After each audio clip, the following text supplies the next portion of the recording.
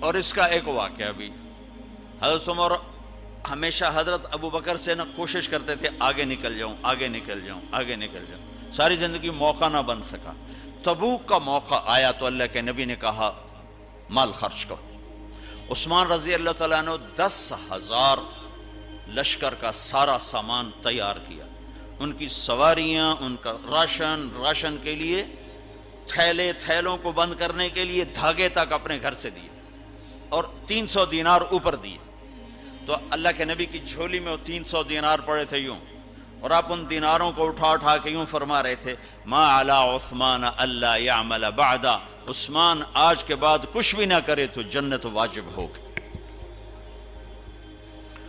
تو عمر کہنے لگے آج میں ابو بکر کو کاٹ سکتا ہوں، آج میں اس سے آگے نکل سکتا ہوں کہ وہ آج کل غریب ہے، میں مالدار ہوں، تو وہ تھوڑا لائے گا میں زیادہ لاؤں گا تو میں بڑھ جاؤں گا۔ لہٰذا انہوں نے اپنے مال کا آدھا حصہ، آدھا گھر میں رکھا اور آدھا لے کر آئے۔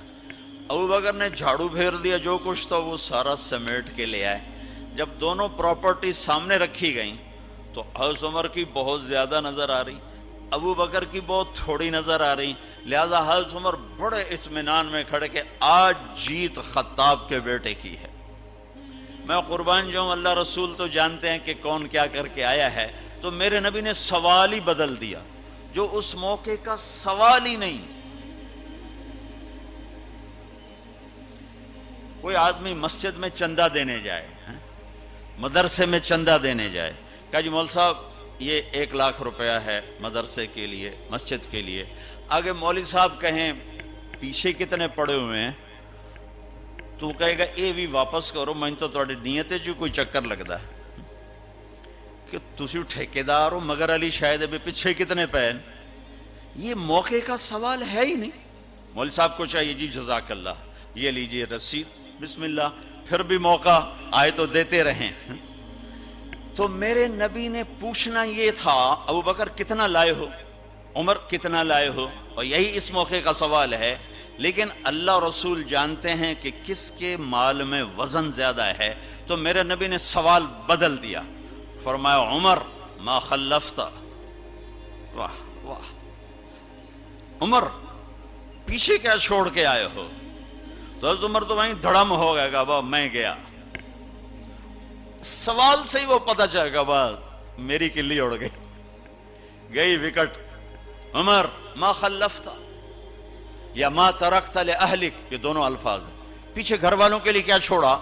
تو پہلے حضرت عمر بڑے جوش میں کھڑے تھے، پھر ایک دم ڈھیلے ہو گئے، کہنے با جی آدھا چھوڑا ہے آدھا لایا ہوں۔ پھر آپ نے کہا ابا بکر ما خلفت یا ما ترکت لأہلک، ابو بکر تو پیچھے چھوڑ کے کیا آیا، بچوں کے لیے کیا چھوڑ کے آیا؟ تو ان کا ترکت اللہ ورسول، میں تو اللہ اس کے رسول کو چھوڑ کے آیا ہوں، باقی سب کچھ لے آیا۔ تو اس پر عمر کہنے لگے ابو بکر میں نہیں تجھ سے آگے بڑھ سکتا، کوئی بھی تجھ سے آگے نہیں بڑھ سکتا۔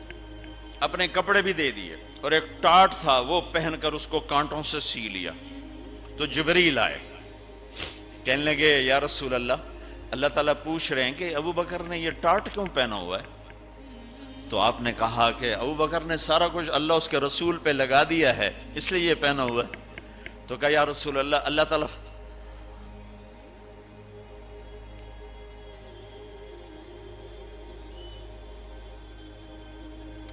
اللہ تعالیٰ فرما رہے ہیں ابو بکر سے پوچھو مجھ سے راضی تو ہے،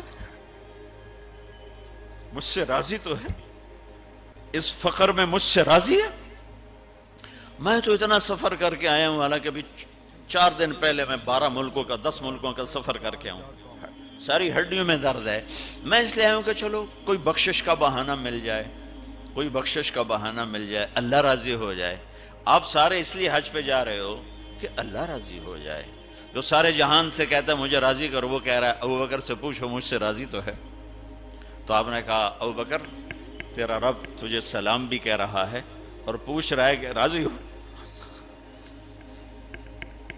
تو ابو بکر کی چیخیں نکلی، میں اپنے رب سے راضی، میں اپنے رب سے راضی، میں اپنے رب سے راضی۔ میرے بھائیو بہنوں، زندگی ایسے گزار کے مرو کہ اللہ کو ملو تو اللہ خوش ہو کے مل رہا، ایسے نہ مرو کہ اللہ کی بارگاہ میں پیش کیے جا رہے ہوں مجرم بن کر، قیدی بن کر۔